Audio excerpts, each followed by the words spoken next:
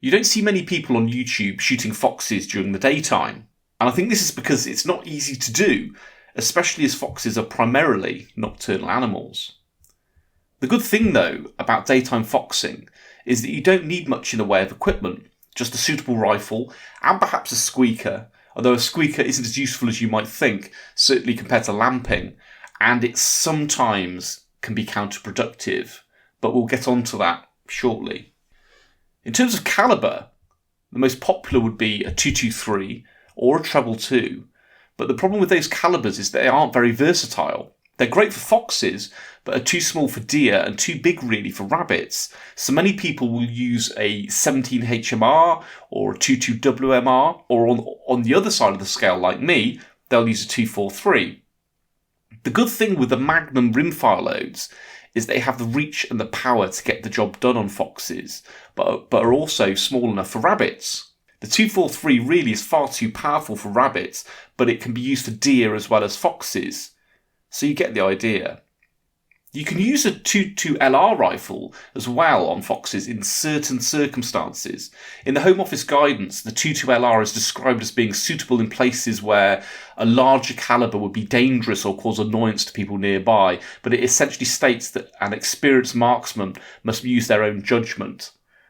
It's a bit of a strange one with 22 LR because very few FEOs will grant a 22 LR for foxes, but at the same time they will be put down as for vermin, under the understanding that you don't shoot foxes with them, strangely, because that's what it says in the guidance. It doesn't generally grant a 22 LR for foxes, but if you're somebody who has another rifle they shoot foxes with, and you're in a situation where you don't think that rifle's suitable, then you're allowed to use a 22 LR. It is very vague though.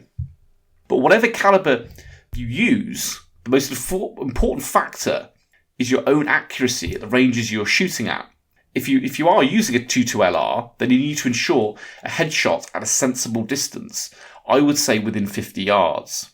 With a 17 HMR or 22 WMR, I would say within 100 yards. And with a centrefire, it really isn't an issue other than you being able to make the shot safely. So now onto the craft. The first thing to bear in mind, your shooting is targeted. Unlike lamping, you're going to get to know individual foxes, even individual families over a period of time, and you'll be managing them as and when they become a problem. Lamping is indiscriminate. You go out and squeak a fox and shoot whatever is attracted. Daytime shooting is going after specific, much braver foxes that dare to come out in the day, usually early evening, because they have found a regular food source and feel safe plundering it, like a pheasant pen or a field of lambing sheep during the spring, or chickens, or whatever. These foxes are creatures of habit. They will have an area that they like to use. In summer, during the evenings, you will often see them sunning themselves in a field of sheep. The sheep aren't bothered by them at this time because the lambs have grown enough to no longer be taken by them. But this doesn't mean you shouldn't shoot them, because they will still take pheasants and they will still take lambs next spring. So it's actually a good choice for a cull animal. So the way you start is to work the land. You need to be there on a regular basis and observe what is going on until you see a fox. Remember where you saw it, and the next time go and check the same place and surrounding area. Quickly enough, you will know exactly where and when this particular fox is likely to be. Don't get excited and take a shot at them when you feel there is a good chance you might miss or wound them. Apart from the ethical and safety reasons, all that will do is make the fox more wary of you and of being in the area that you're trying to get them, and this will ruin your chances. When you first start seeing them, it is likely they will see you first, and this means that they will bolt. In fact, often them bolting is why you actually see them. But this is okay, it just means you need to start developing some tactics. For a start, squeaking won't work very well, especially on adult foxes, because even though it'll bring them out, they will often see, most of the time anyway, they will see you before you see them, and you won't get a chance to get a shot off. And over time, they'll start associating the squeaker as being a threat. It'll be almost like an alarm call for them.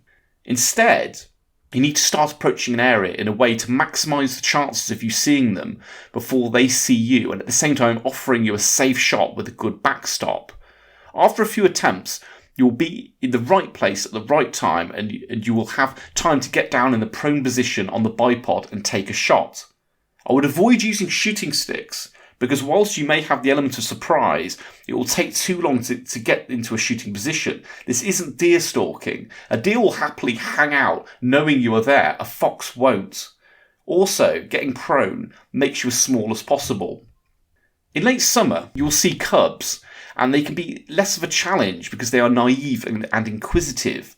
In fact, there have been times where I've been laying in the prone position 200 yards away from them, and they have run towards me wondering what I am, and they'll come in as close as 50 yards just standing there with their head tilted looking at me. This makes life easier as cubs don't know the rules yet. In fact, sometimes you'll see them annoying ewes and promptly getting knocked about by them. They haven't learnt yet that they should only try and take lambs. A ewe will give them a bloody good hiding. If you shoot a cub in an area, the chances are that there's a den nearby and there will be a lot more of them, so make a mental note of where you shot it. Also, if you shoot any fox near some carrion like a dead sheep, there is a good chance other foxes will come there too, as they love a free meal. So get out there and try it.